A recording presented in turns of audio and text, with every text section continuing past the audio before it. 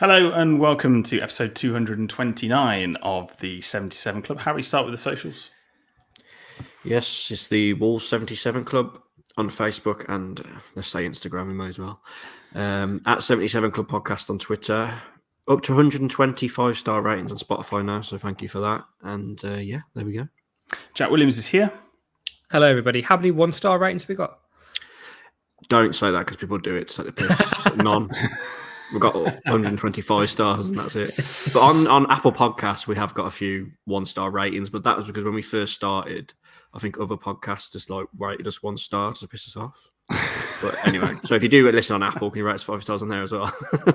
And the podcast ad money has come in, which means so has Daniel Bayliss. He has graced us with his presence. Good evening, Daniel. Good evening. How's Tobes? I haven't seen Tobe since I went skiing, to be honest. Madness. How's Hugo? I haven't seen him either. Where have you been then? What have you been doing? He's getting pissed every Wednesday. It's called networking, Harry. Look at him, he's on his work emails now. I'm not. I'm actually 5 minutes. I'm finding some bets, so we've actually got something to talk about. What for? The season's over. What are we going to bet on? Next year's outright. We're already in. Okay. Oh, well done. Well, Harry, let's start with on this day in 2017, Wolves appointed Nuno. So there you go. So that's very, very quick 6 years gone by on that one. And some good news, Andre Mariner has retired. So that's a little bit of good news that we can take. But let's start with the bad news, I guess. An abysmal display away at Arsenal. It had all of the billing of the biggest damp squib that you could probably ever have. There was nothing riding on the game, but still a 5-0 defeat at the Emirates is pretty awful. Oh, God. So we were debating about the team, wasn't we? And I think we got it pretty much spot on. He started Raul as a sorry, I guess. No Moutinho, because he refused to turn up again. Dropped Dawson, which I was quite surprised at. And I tweeted out during the game, if this game doesn't say how much of a crucial signing he was in January, I don't know what does, because Kilman and Collins were absolutely shite. But so was Bueno, left back. It was just a really bad performance. And after the first two went in very early on, pretty much like a lot of people, unless he was actually at the Emirates, I switched over to the Everton game, to be honest, because I thought the Wolves players can't be bothered, so I can't be bothered to watch them. And Arsenal were up for it. We weren't. And that team that started that game, if we had to play them most weeks, we would have definitely got relegated. Jack, we started off talking about the Nuno era and the beginning of it 6 years ago today. I suppose for a couple of those players that were a massive part of that, and Moutinho being one of them that Harry just mentioned, not turning up again, I think just puts a bit of a greyness over it all. Yeah, it's unacceptable, really, and a little bit of a sad way to go out, because I think we can probably just see now with the way everything's shaping up is that this summer is going to be the proper end of what you could ever call the Nuno era, because even the players now will all pretty much be gone. The likes of Jimenez, Moutinho, as you mentioned, Johnny, Castro, Otto. Is there anybody else, really? I mean, Adama might be on his way as well. He was a key signing that first season back. So I think that really is it is the end of an era, and there's going to have to be a lot of rebuilding and reinvestment going on. It's just been a sorry way to go out, really. And the problem is with this is we kind of saw this coming as well, I think, because our away performances have just been really, really poor of late, and it's inexcusable to go. Yeah, I know it's the last game of the season, but the team wasn't great. Let's be honest. On paper, it wasn't our strongest team. There was some rotation going on, but just to go there and roll over and get our bellies tickled and get dicked 5-0, when we've been dicked 6-0 away from home in recent weeks, it's not a good pattern that's occurring. And some of the defending was hilarious. I know Harry's called out Bueno there, but Jose Sarr as well. Questions again, because it's just 1 week you praise him, the next week away from home, silly mistake that's all over the place. And I just don't know what to do, really. I really don't want to turn into one of these teams that, as I said before, just doesn't turn up in away games and doesn't pick up points and just, keels over. Because if you think back to when we came up in the Premier League, I think we might have lost maybe one game in the first season by 3 goals, and that was against Man City. The rest of them were all pretty close. And now there's this pattern emerging of us getting, completely taken apart in some instances. And Lopetegui's come in, he's done a good job. If you said he'd keep us up at Christmas, I'd have said, you're a madman, really, because I thought we were doomed. So it's brilliant. But I'm still a little bit concerned about this downward trajectory of 7th place finish, 10th place finish, 13th place finish. You see what happens. Like this happens. It happens all the time. Is that teams go down, down, down, and then suddenly they get relegated and they're surprised. So there has to be a big change in the summer. The manager has to be backed. We have to completely get rid of everything to do with Nuno's era, I think, and just start again. Bailiff, do you think that starting 11 was almost a cry out to the board to say that, this is what we're going to be left with next season if there isn't that investment, and with sort of taking the goodbyes and the emotion that's attached to some of that Nuno era and Bruno era that are looking like they're going to leave, as much as he's got his eye on next season? That's the longest question I think I've ever heard. Yes. That's the shortest answer. No. I think it's pretty evident that we're going to be left with the scraps, and there are a few players that are in question. I think Sarabia and Gomez have looked weak at times. I think the only one we've brought in that's actually shown himself in glory is Dawson. And it does need a lot of investment. We are not by any means safe and ready to go for next season. We know that already, but looks like that's even more evident now. So I think it's really worrying times. If we don't have another 150 million plus transfer window, take away what we've got to sell, fair enough. But got to buy a striker. We've got to buy arguably another winger, a wing back. Probably a central midfielder. Jesus, web. But apart from that, we're all right. Yeah, it's really worrying. I mean, we have rolled over twice now in quick succession away from home and got absolutely battered. Not just even like, get a bit of stuff in here. We got absolutely battered. So I'm worried. I don't think we were good enough to stay up, really. I think we had 2 purple patches in the whole season, and it basically kept us up. Harry, you want to bring you in there? Yeah, it's hard to disagree. I don't think it's as extreme as Bailey was making out there with that many players. But what's worrying more, which I know I'm going to get into, is just all this crap around Lopetegui. It's really starting to annoy me now, and he might as well just go. If you don't think he's going to get the money, you might as well just go, because we need to rebuild. And if you don't want to be the man to do it, you can just see the door. But we've got Fabio Silva to come back. Hopefully, he wants to play for us. Kalajic, hopefully, he's good. So that screams relegation there. You're putting your hopes on them. That's a screams relegation to me. It's like, well, he costs with one leg. But Fabio, I don't know. Like, I don't think we deserve to go down. I mean, we had a great home record. Obviously, we had them 2 mad games against Leeds and Bournemouth. But yeah, our away form's horrendous, which is something he'll have to obviously sort out. But I think if he gets a few signings right, it's got to be more than a few, though, hasn't it? Every season, though. It's got to be more. We say this every year, though, don't we? We do. Yeah, we do. But you can't rely on Fabio. Fair enough, he's been misquoted a couple of times, but he's got to come in and hit the ground running. We can't rely on a bloke whose legs are like a Dunk Rich Tea biscuit. Like he's had. Have you seen his injury record? Have you been and looked through it on the stats? I think we saw it before he signed, and he shouldn't have really gone straight into the lineup, should he? But yeah, there's lots of ifs and buts flying about in there, really, which is just quite worrying. But we need a settled period and a good transfer window where we get our business done early as well. And I know Lopetegui, you got a feel for him, really, if what he's saying is true. He wasn't fully aware of the situation when he took over, and maybe he sees this as a good way of getting out now if he has been dealt some rubbish cards. But I don't know. It's all just a bit worrying, isn't it? Really, and there's just the performances. But the thing is, we should be happy because we shouldn't have stayed up. Really, I thought we were down really at Christmas with the way it was going.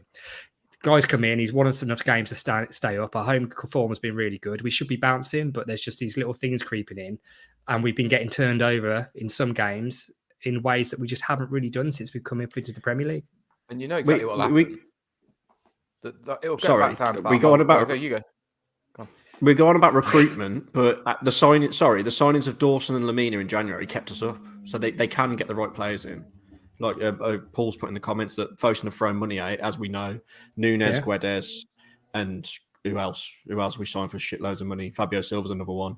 They get ones wrong, but the simple ones they've done, like I said, Dawson, Lamina. I bet there's others in there. Bennett in the Championship. It can be done. So they've shown they can find the right players. They just need to do it because, as I say, if we did not sign Dawson, Lamina in January, we would have got relegated. I think it's a great shout, Jack, isn't it? I mean, but who in there? When you look at that squad, once you take out Neves, who will who will be going, and I know we said this last season, but I think that's going to be the case this time around. Who do you build that team around?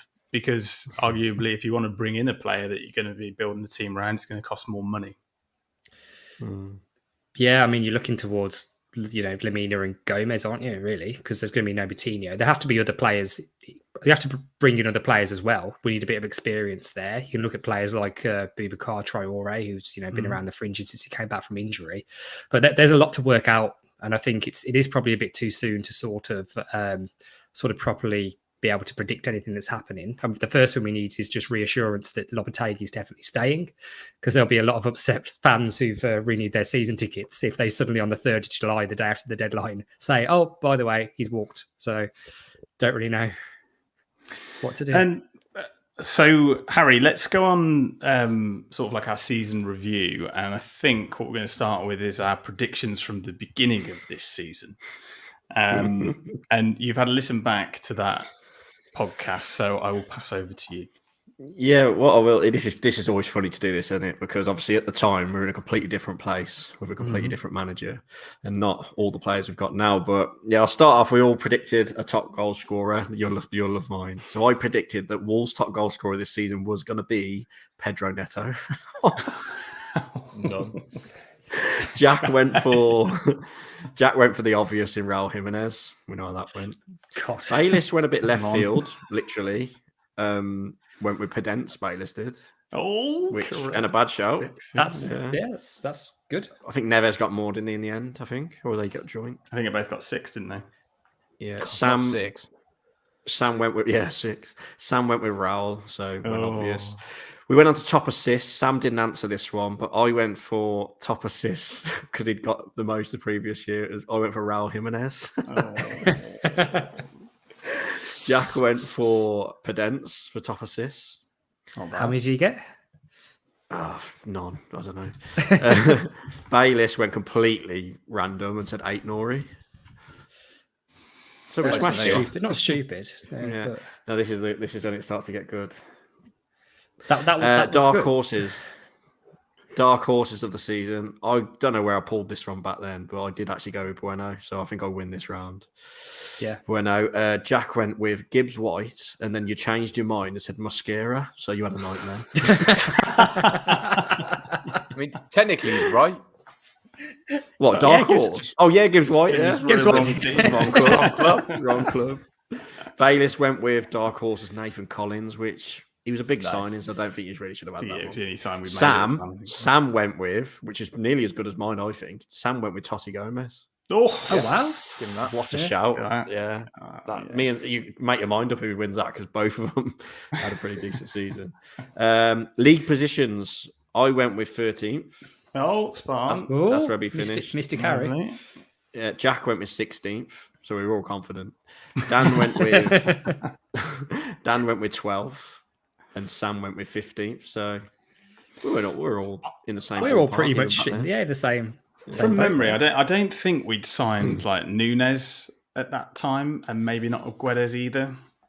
So that's why I think people have said. I think probably why Dan said Nathan Collins, because was it like, he's the only person that signing, actually so signed what I will that say might be a is, dark horse we don't know. Yeah, when we did this podcast, we had just signed Collins and we were like linked with Nunes. It was like around that sort of time. So you're right, we'd only signed Collins.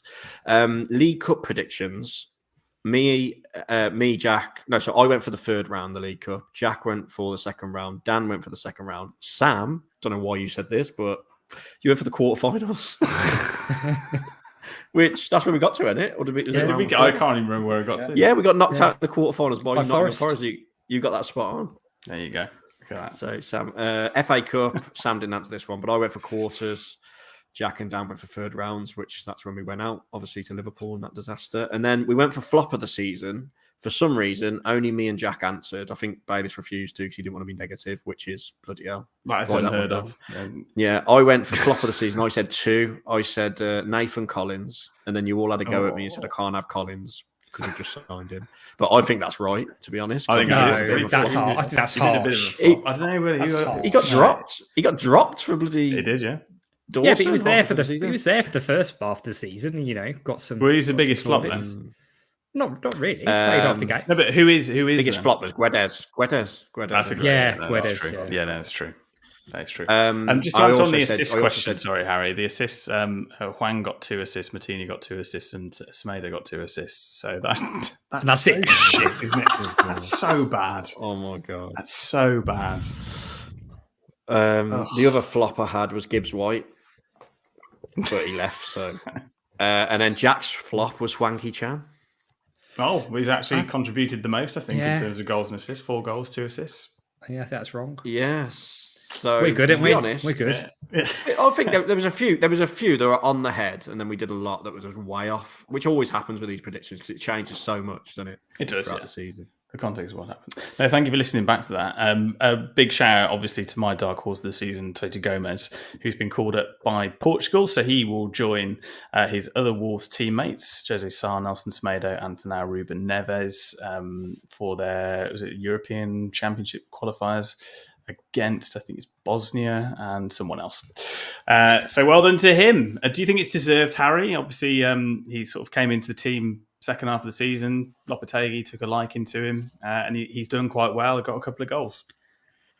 I think it's definitely deserved. I remember when he first come in, and when he first got in, we were all like, "Oh no, this is desperate." Remember, we were like, "What is going on?" And he does look a bit shaky at times, particularly at centre half. Obviously, he's got mistakes in him, but he's also played well there. But left back, you've got to take your hat off to him. He's done a really good job, and some of our best wins have come when he's been playing left back. Obviously, got the winner against Villa.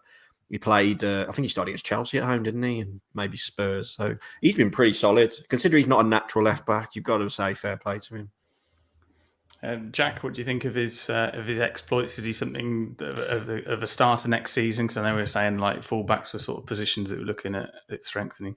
Yeah, I'm still not 100% convinced by him, to be honest. But you can't take anything away from what he's done. You know, since he came into the team, he's been really good. But a bit surprised that he got called up for Portugal just based on his performances for Wolves, though, really, because it's not even a full season under his belt. So I was quite surprised that he's been called up, but I wouldn't necessarily say he doesn't deserve it because, you know, he's done very well and done more than probably what's been asked of him, really, especially when playing in what is not his preferred position. So, yeah, fair play to him, and I hope he enjoys his call-up. And Dan, I think you appreciate a player with passion. I think he probably fits that category, doesn't he? Yeah, I like him. He just needs to sort of mature a little bit and grow into a role. At centre-back, if he has to fill in at centre-back, I'm not as confident in him as the other lads said, but seems a perfectly capable player. Whether players that are just capable keep us up next year, that's to be seen. I think we need, players like that go and do a job, much like Dawson, right? He'll just go and do his job, work his ass off all day. That's brilliant. We need 5 of them, and the other 6 need to be top-level players to then make us competitive again. Harry, you tweeted, I think, on was it on Sunday that Lopetegui is leaving? I'll tell you a secret. I had about 5 whiskies, and I was just talking shit. But I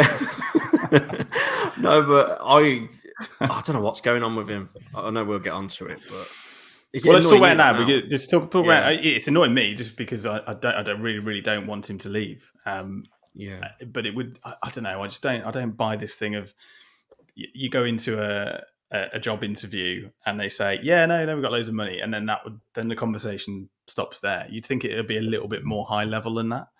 That would be my opinion.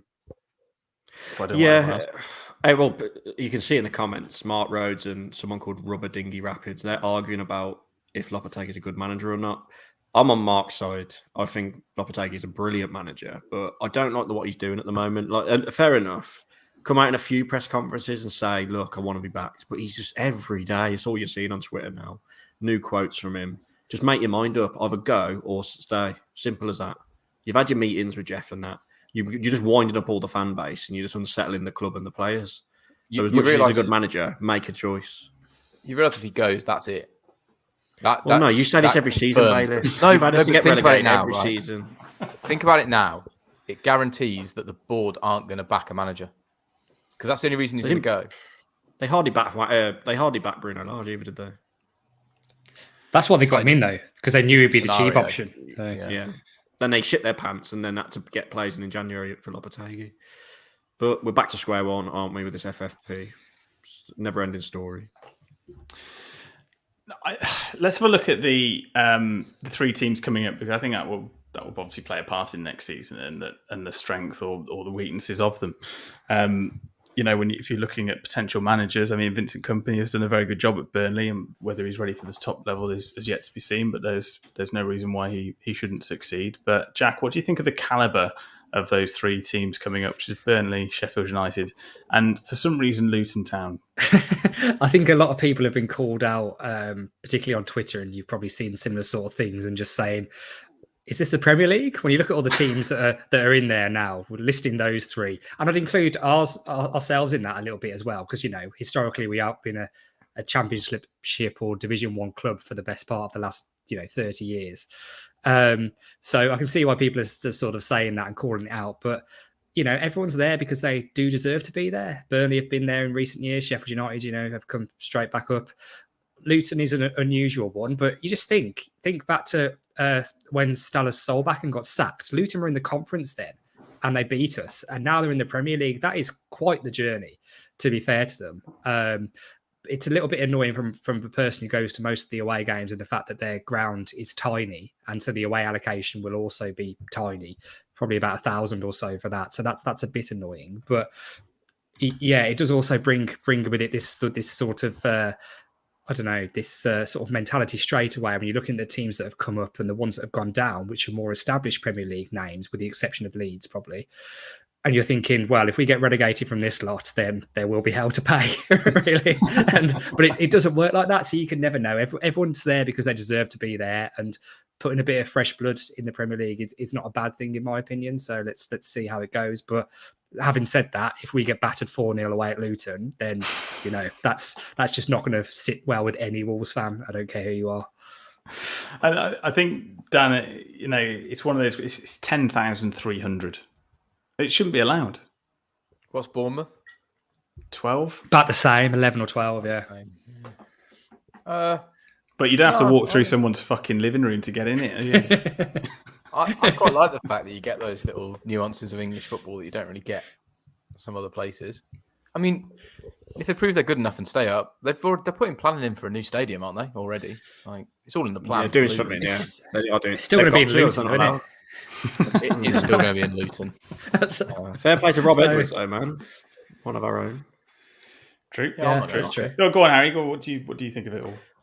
I think it's an absolute fairy tale. I couldn't believe it. I'll be honest. I think I've said to you before, I don't really keep much of an eye on the Championship since Wolves got promoted all those years ago. So when I saw the playoffs, I just thought Coventry or someone would go up, and I didn't mind who would go up at the 2. So I think I would have preferred Coventry, but for the story, I'm glad Luton did. And their ground, it was funny, wasn't it? Everyone's showing all the clips and that. And I don't know if Jack just mentioned then. I had it muted, but remember when they knocked us out when they was in the conference? Yeah, that's what I said. Yeah, sorry, I weren't listening to that point. Yeah, that was crazy. That's what reminded me of. But no, what a story though. The way they've rose up the leagues. Will they be any good, or will they do a derby? It's yet to be seen. But for Rob Edwards as well, what a job! What a job he's done. You've got to be happy for him. Yeah, ex-Wolves lad. True.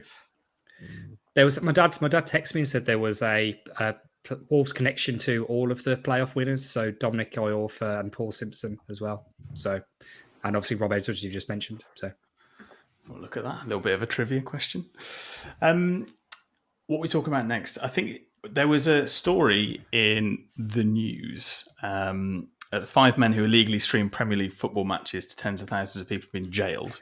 Their operation was described as the biggest so far, received more than £7 million from 50,000 subscribers. Which opens a wider question, because there was a tweet from Joseph M. Durso.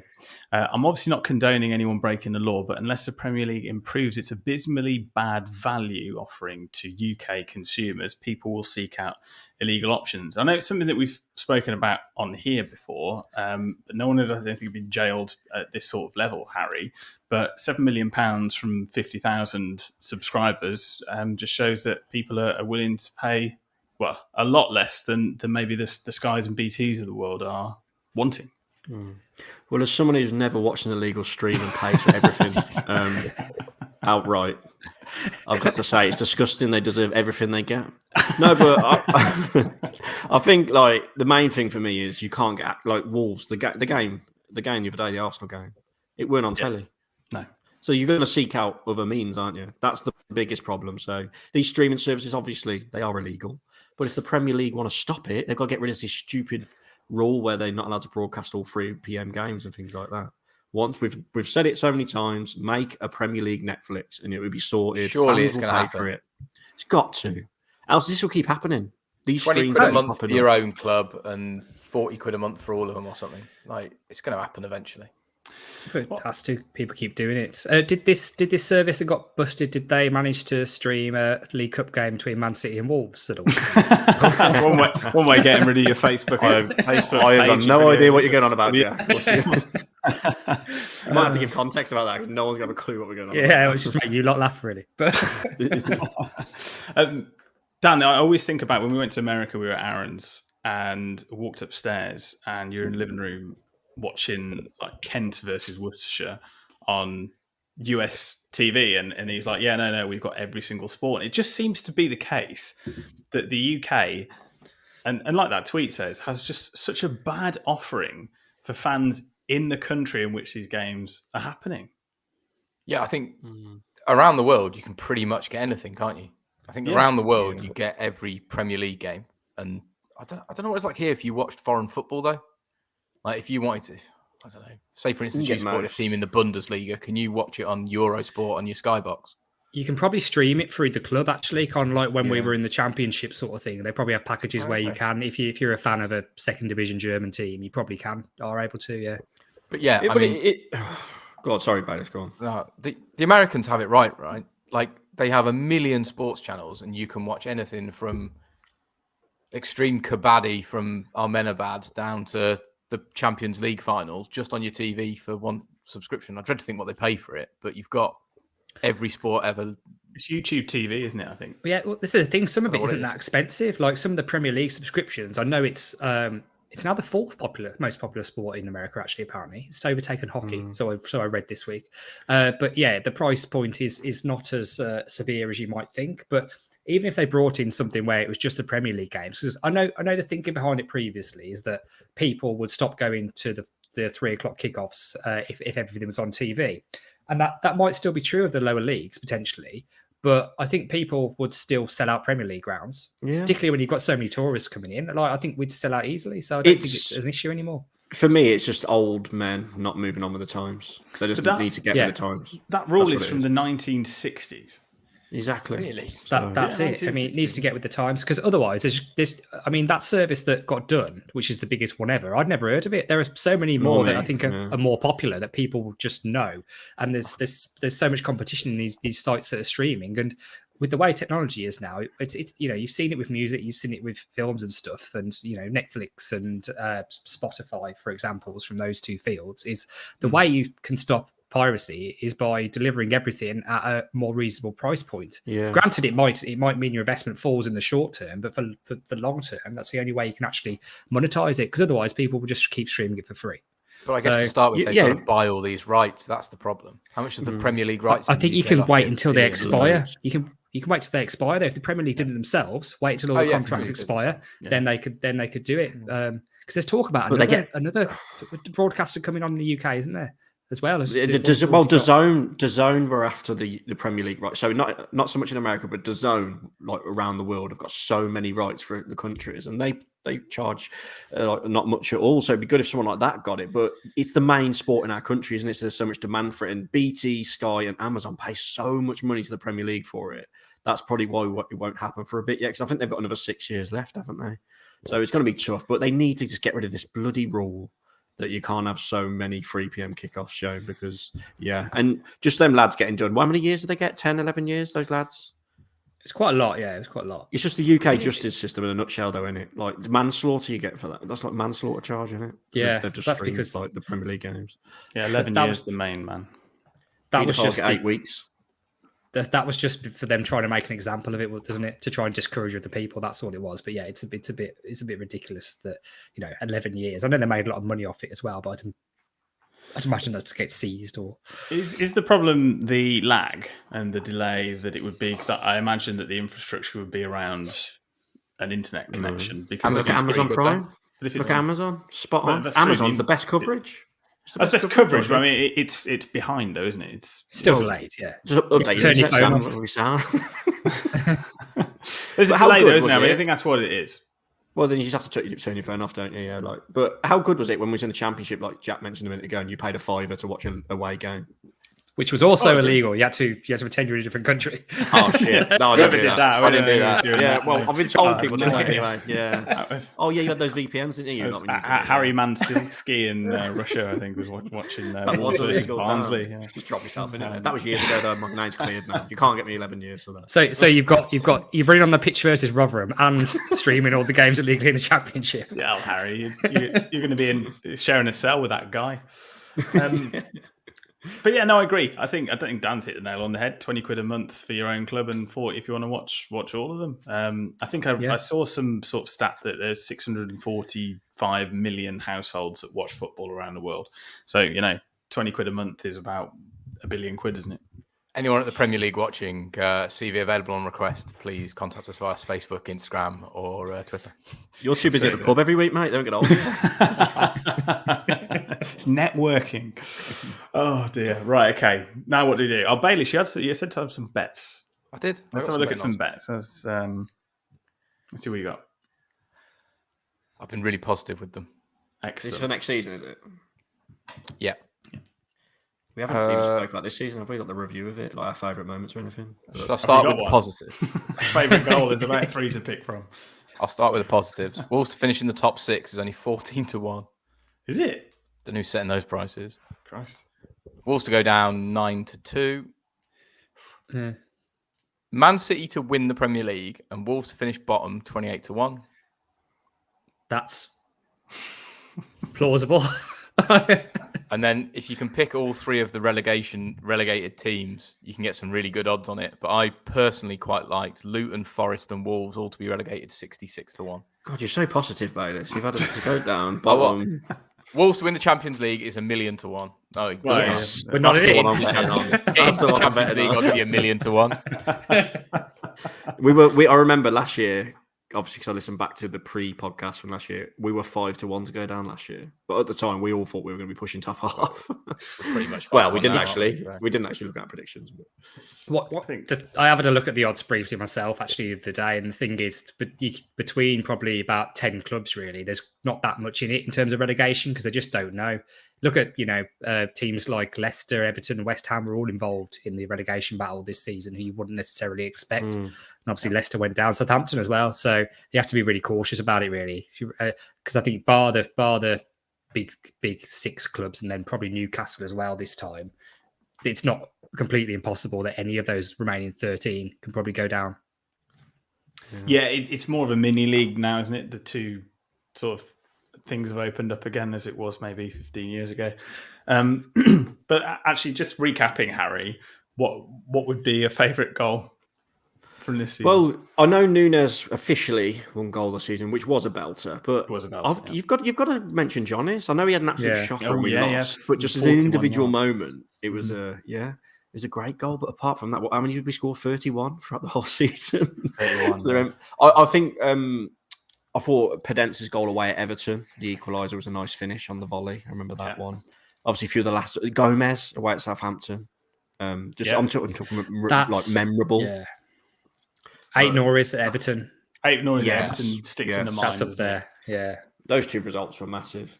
But yeah, so do you want to do that? Should we do our player of the season, flop of the season, and all that? Do you want to go through it? Yeah, let's go through it. Go on, you kick us off, Harry.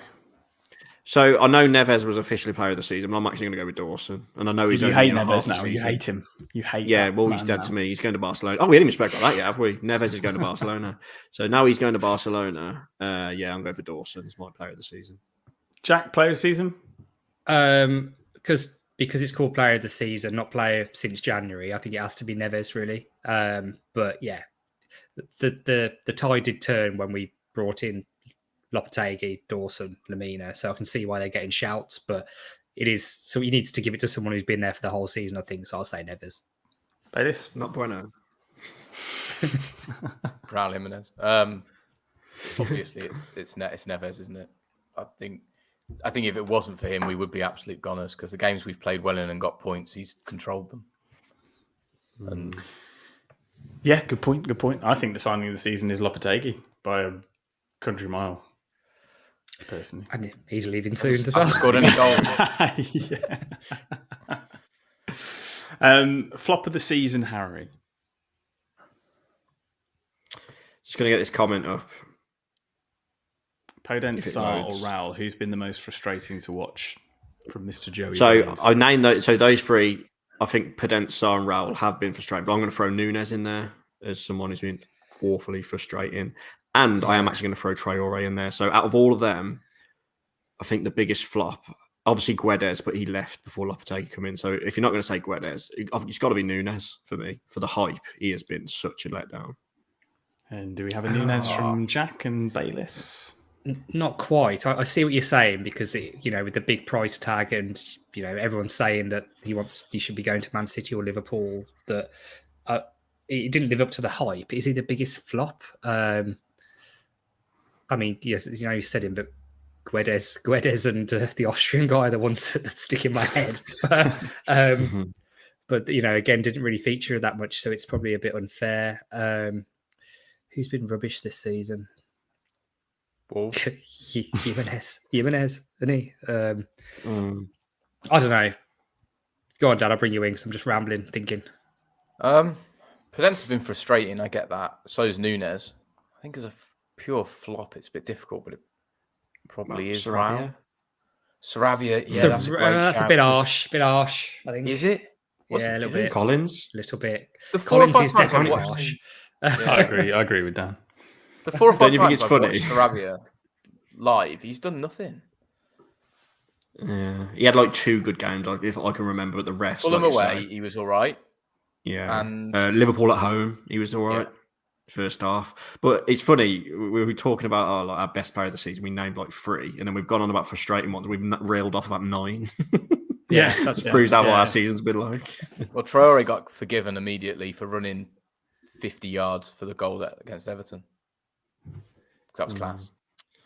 Paul's put not Podence. He has helped us with the goals, which everyone always says. But for me, some of his sub appearances and that, he is frustrated the life It's the out of me. flicks, isn't it? It's the tricks Yeah. and just when the easy passes on is just poor decision making. I'm starting to think now, actually, he's not better than Jota.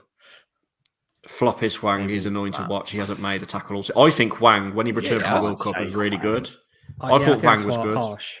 I think that's harsh. He was bad at the beginning of the season, then he was good when he come back under Lopetegui. So I think that's harsh.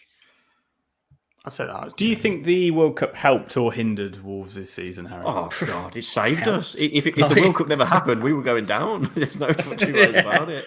We were gone without that World Cup. It's the best World Cup ever. Praise Qatar. Yeah. Do it again. Do it again this season. We'd have ended up with Big Sam or that Beale if we'd not had the World Cup because Lopetegui had time to think about it. Oh, the QPR guy. Yeah, what happened to him? We went into Rangers, didn't he? Because he was talking about loyalty. To Rangers, Yeah. Oh, yeah. We'd have gone down with him. I think you're right. Yeah. I think anyone but Lopetegui, just, yeah. Have we got a moment of the season? Have we reeled a few off? But oh, actually, flop of the season. Flop of the season. Sorry, Johnny. Like he's been rubbish since he came back. That's fair. Really, scored one banger. Scored one banger, but apart from that, Then got sent off after the banger, didn't he? Yeah. Well, as Sarr as well. Sarr is a shout as flop of the season. He's just, consistently inconsistent. Sarr after last season. No, Sarr's won us more points than he's lost us.